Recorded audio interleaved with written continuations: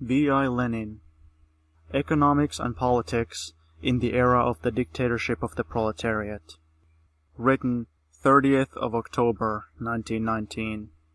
First published, Pravda, number 250, November 7th, 1919. I had intended to write a short pamphlet on the subject indicated in the title on the occasion of the second anniversary of Soviet power. But owing to the rush of everyday work, I have so far been unable to get beyond preliminary preparations for some of the sections. I have therefore decided to essay a brief, summarized exposition of what, in my opinion, are the most essential ideas on the subject. A summarized exposition, of course, possesses many disadvantages and shortcomings. Nevertheless, a short magazine article may perhaps achieve the modest aim in view, which is to present the problem and the groundwork for its discussion by the communists of various countries. 1. Theoretically, there can be no doubt that between capitalism and communism there lies a definite transition period, which must combine the features and properties of both these forms of social economy.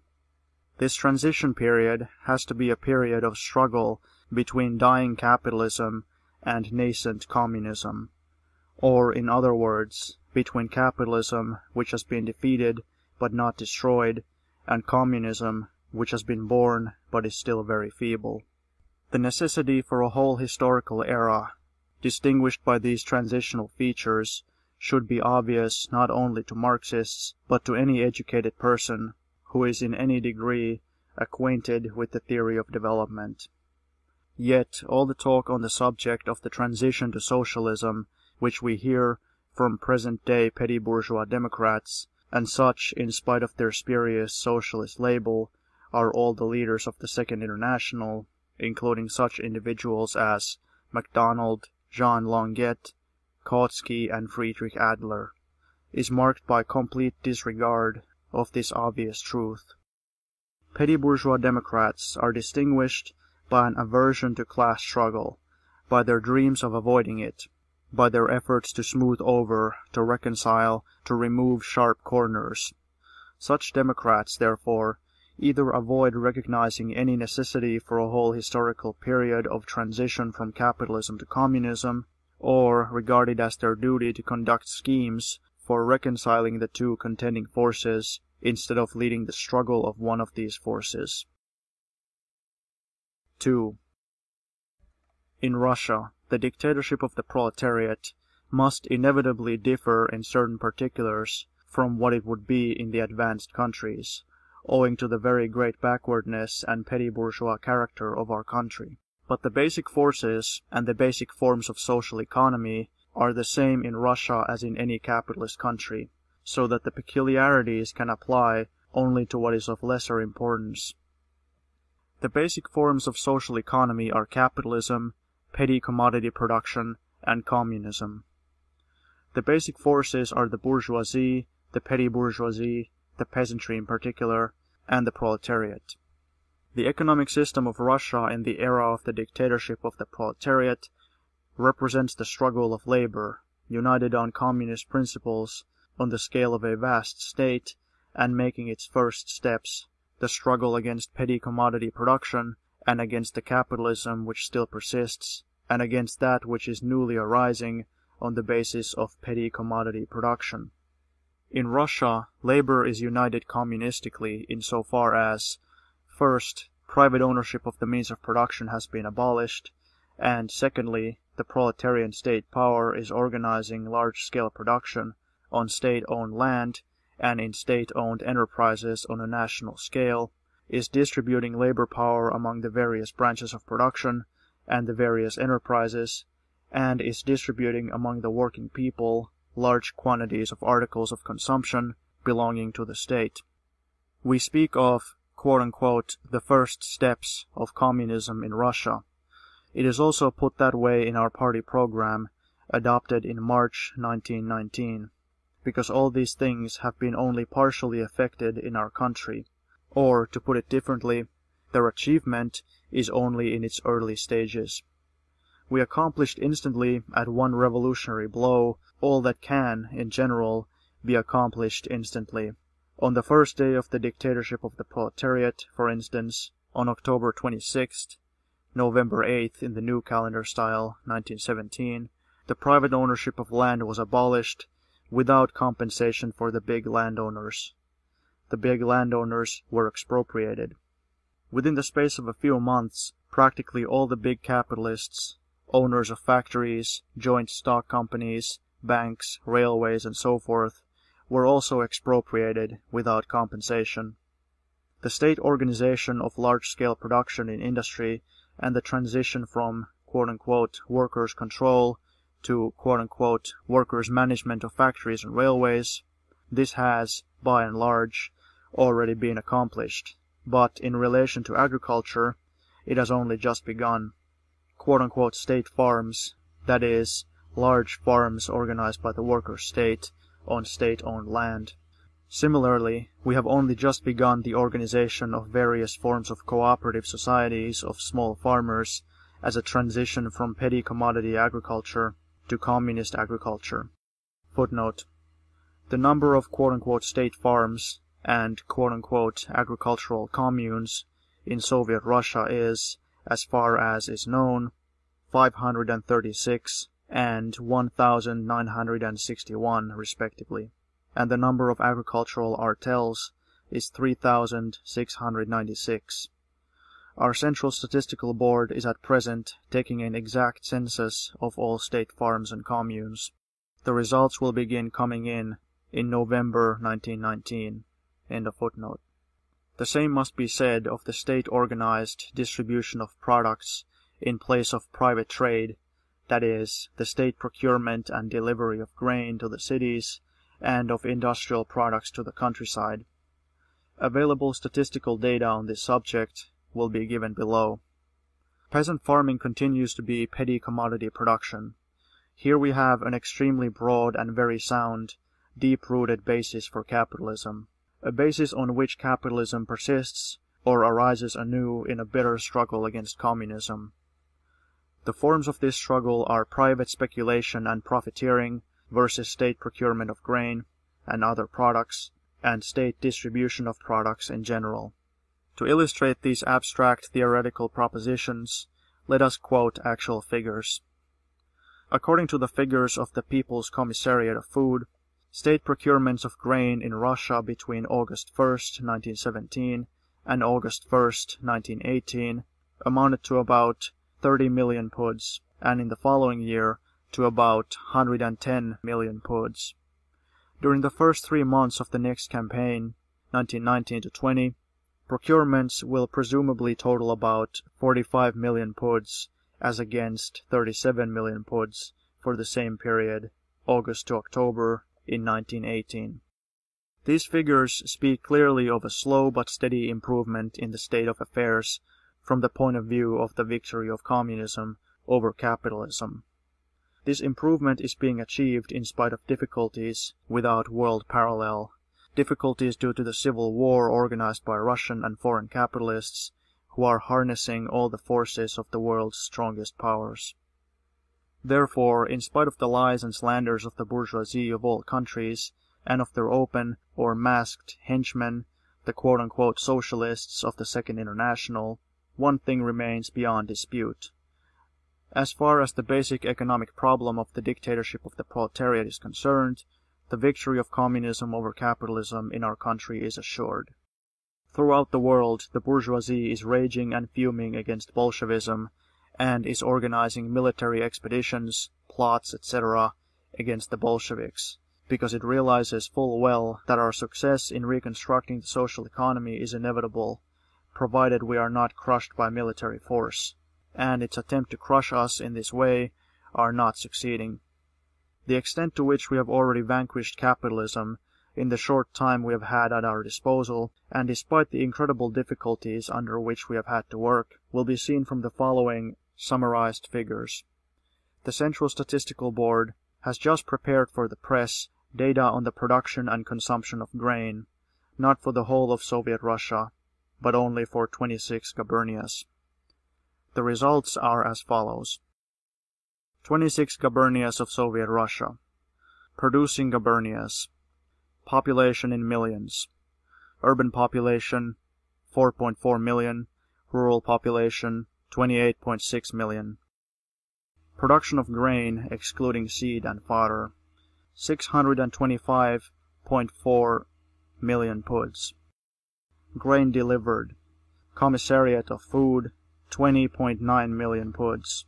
Profiteers, 20.6 million puds. Total amount of grain at disposal of population. For the urban population of producing gubernias, 41.5 million puds. For the rural population of producing gubernias, 481.8 million puds. Grain consumption, puds per capita. Urban population of producing gubernias, 9.5. Rural population of producing gubernias, 16.9. Consuming gubernias. Urban population, 5.9 million. Rural population, 13.8 million. Production of grain, excluding seed and fodder, 114 million puds. Grain delivered. Urban consuming gubernias. By the Commissariat of Food, 20 million puds. By profiteers, 20 million puds. Rural consuming gubernias. By the Commissariat of Food, 12.1 million puds. By profiteers, 27.8 million puds. Total amount of grain at disposal of population. Urban population of consuming gubernias, 40 million puds. Rural population of consuming gubernias, 151.4 million puds. Grain consumption, puds per capita. Urban population of consuming gubernias, 6.8. Rural population of consuming gubernias, 11. Thus, approximately half the amount of grain supplied to the cities is provided by the Commissariat of Food, and the other half by profiteers. The same proportion is revealed by a careful survey made in 1918 of the food consumed by city workers. It should be borne in mind that for bread supplied by the state, the worker pays 1/9 of what he pays the profiteer. The profiteering price for bread is 10 times greater than the state price. This is revealed by a detailed study of workers' budgets. 4. A careful study of the figures quoted shows that they present an exact picture of the fundamental features of Russia's present-day economy. The working people have been emancipated from their age-old oppressors and exploiters, the landowners and capitalists. This step in the direction of real freedom and real equality, a step which, for its extent, dimensions, and rapidity, is without parallel in the world, is ignored by the supporters of the bourgeoisie, including the petty bourgeois Democrats, who, when they talk of freedom and equality, mean parliamentary bourgeois democracy, which they falsely declare to be quote-unquote democracy in general, or quote-unquote pure democracy, in parentheses, Kautsky. But the working people are concerned only with real equality and real freedom, freedom from the landowners and capitalists, and that is why they give the Soviet government such solid support. In this peasant country, it was the peasantry as a whole who were the first to gain, who gained the most, and gained immediately from the dictatorship of the proletariat. The peasant in Russia starved under the landowners and capitalists. Throughout the long centuries of our history, the peasant never had an opportunity to work for himself. He starved while handing over hundreds of millions of puds of grain to the capitalists, for the cities and for export. Under the dictatorship of the proletariat, the peasant, for the first time, has been working for himself and feeding better than the city dwellers. For the first time, the peasant has seen real freedom, freedom to eat his bread, freedom from starvation. In the distribution of the land, as we know, the maximum equality has been established. In the vast majority of cases, the peasants are dividing the land according to the number of mouths to feed. Socialism means the abolition of classes. In order to abolish classes, it is necessary first to overthrow the landowners and capitalists. This part of our task has been accomplished, but it is only a part, and moreover, not the most difficult part. In order to abolish classes, it is necessary, secondly, to abolish the difference between factory worker and peasant, to make workers of all of them. This cannot be done all at once. This task is incomparably more difficult and will of necessity take a long time. It is not a problem that can be solved by overthrowing a class. It can be solved only by the organizational reconstruction of the whole social economy, by a transition from individual, disunited, petty commodity production to large-scale social production. This transition must of necessity be extremely protracted. It may only be delayed and complicated by hasty and incautious administrative and legislative measures. It can be accelerated only by according such assistance to the peasant as will enable him to effect an immense improvement in his whole farming technique, to reform it radically. In order to solve the second and most difficult part of the problem, the proletariat, after having defeated the bourgeoisie, must unswervingly conduct its policy towards the peasantry along the following fundamental lines. The proletariat must separate, demarcate the working peasant from the peasant owner, the peasant worker from the peasant huckster, the peasant who labors from the peasant who profiteers. In this demarcation lies the whole essence of socialism, and it is not surprising that the socialists, who are socialists in word, but petty bourgeois democrats in deed, the Martovs, the Chernovs, the Kautskys, and others, do not understand this essence of socialism. The demarcation we refer to is an extremely difficult one, because in real life all the features of the quote-unquote peasant, however diverse they may be, however contradictory they may be, are fused into one whole. Nevertheless, demarcation is possible, and not only is it possible, it inevitably follows from the conditions of peasant farming and peasant life. The working peasant has for ages been oppressed by the landowners, the capitalists, the hucksters and profiteers, and by their state, including even the most democratic bourgeois republics. Throughout the ages, the working peasant has trained himself to hate and loathe these oppressors and exploiters, and this quote-unquote training, engendered by the conditions of life, compels the peasant to seek an alliance with the worker, against the capitalist and against the profiteer and huckster. Yet, at the same time, economic conditions, the conditions of commodity production, inevitably turn the peasant, not always but in the vast majority of cases, into a huckster and profiteer. The statistics quoted above reveal a striking difference between the working peasant and the peasant profiteer. The peasant, who during 1918 to 1919 delivered to the hungry workers of the cities 40 million poods of grain at fixed state prices, who delivered this grain to the state agencies despite all the shortcomings of the latter, shortcomings fully realized by the workers' government, but which were unavoidable in the first period of the transition to socialism, that peasant is a working peasant, the comrade and equal of the socialist worker, his most faithful ally, his blood brother in the fight against the yoke of capital. Whereas the peasant, who clandestinely sold 40 million poods of grain at 10 times the state price, taking advantage of the need and hunger of the city worker, deceiving the state, and everywhere increasing and creating deceit, robbery, and fraud, that peasant is a profiteer, an ally of the capitalist, a class enemy of the worker, an exploiter. For whoever possesses surplus grain gathered from land belonging to the whole state, with the help of implements, in which in one way or another is embodied the labor, not only of the peasant, but also of the worker, and so on, whoever possesses a surplus of grain and profiteers in that grain is an exploiter of the hungry worker. You are violators of freedom, equality, and democracy, they shout at us on all sides, pointing to the inequality of the worker and the peasant under our Constitution, to the dissolution of the Constituent Assembly, to the forcible confiscation of surplus grain, and so forth. We reply, never in the world has there been a state which has done so much to remove the actual inequality, the actual lack of freedom, from which the working peasant has been suffering for centuries. But we shall never recognize equality with the peasant profiteer, just as we do not recognize quote-unquote equality between the exploiter and the exploited, between the sated and the hungry, nor the quote-unquote freedom for the former to rob the latter.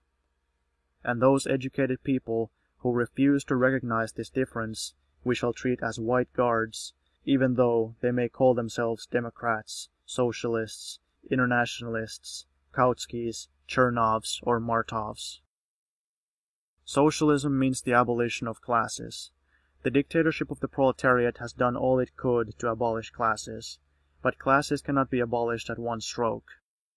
And classes still remain, and will remain in the era of the dictatorship of the proletariat.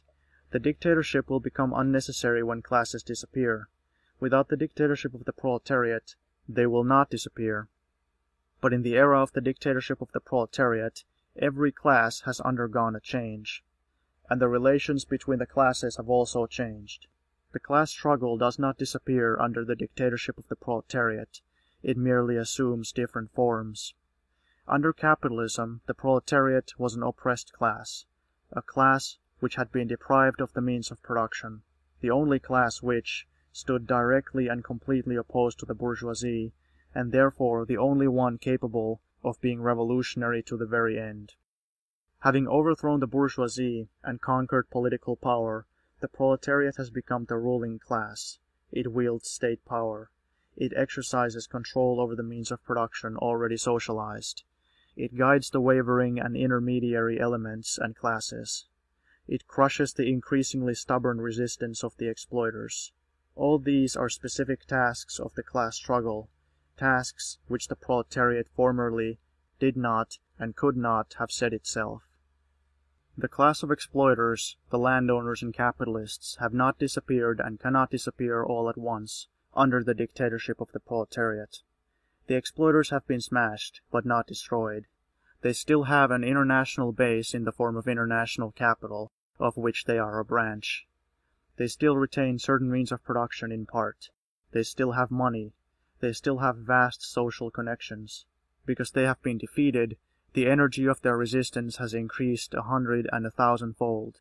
The quote-unquote art of state, military, and economic administration gives them a superiority, and a very great superiority, so that their importance is incomparably greater than their numerical proportion of the population.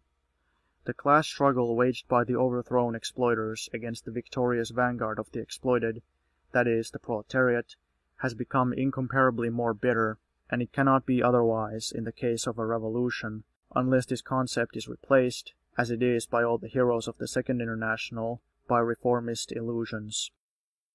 Lastly, the peasants, like the petty bourgeoisie in general, occupy a halfway, intermediate position even under the dictatorship of the proletariat. On the one hand, they are a fairly large, and in backward Russia a vast, mass of working people, united by the common interest of all working people to emancipate themselves from the landowner and the capitalist. On the other hand, they are disunited small proprietors, property owners, and traders. Such an economic position inevitably causes them to vacillate between the proletariat and the bourgeoisie. In view of the acute form which the struggle between these two classes has assumed, in view of the incredibly severe breakup of all social relations, and in view of the great attachment of the peasants and the petty bourgeoisie generally to the old, the routine, and the unchanging, it is only natural that we should inevitably find them swinging from one side to the other, that we should find them wavering, changeable, uncertain, and so on. In relation to this class, or to these social elements, the proletariat must strive to establish its influence over it, to guide it, to give leadership to the vacillating and unstable. Such is the task of the proletariat. If we compare all the basic forces or classes and their interrelations as modified by the dictatorship of the proletariat, we shall realize how unutterably nonsensical and theoretically stupid is the common petty bourgeois idea, shared by all representatives of the Second International, that the transition to socialism is possible, quote, by means of democracy, unquote, in general. The fundamental source of this error lies in the prejudice inherited from the bourgeoisie that quote-unquote democracy is something absolute and above classes. As a matter of fact, democracy itself passes into an entirely new phase under the dictatorship of the proletariat, and the class struggle rises to a higher level, dominating over each and every form. General talk about freedom, equality, and democracy is in fact but a blind repetition of concepts shaped by the relations of commodity production. To attempt to solve the concrete problems of the dictatorship of the proletariat by such generalities is tantamount to accepting the theories and principles of the bourgeoisie in their entirety. From the point of view of the proletariat, the question can be put only in the following way: freedom from oppression by which class? Equality of which class by which? Democracy based on private property or on a struggle for the abolition of private property? And so forth. Long ago, Engels, in his Anti-Düring, explained that the concept, quote-unquote, equality, is molded from the relations of commodity production. Equality becomes a prejudice if it is not understood to mean the abolition of classes. This elementary truth regarding the distinction between the bourgeois democratic and the socialist conception of equality is constantly being forgotten. But if it is not forgotten, it becomes obvious that by overthrowing the bourgeoisie, the proletariat takes the most decisive step towards the abolition of classes, and that, in order to complete the process, the proletariat must continue its class struggle, making use of the apparatus of state power, and applying various methods of combating, influencing, and bringing pressure to bear on the overthrown bourgeoisie and the vacillating petty bourgeoisie. To be continued. October 30th, 1919.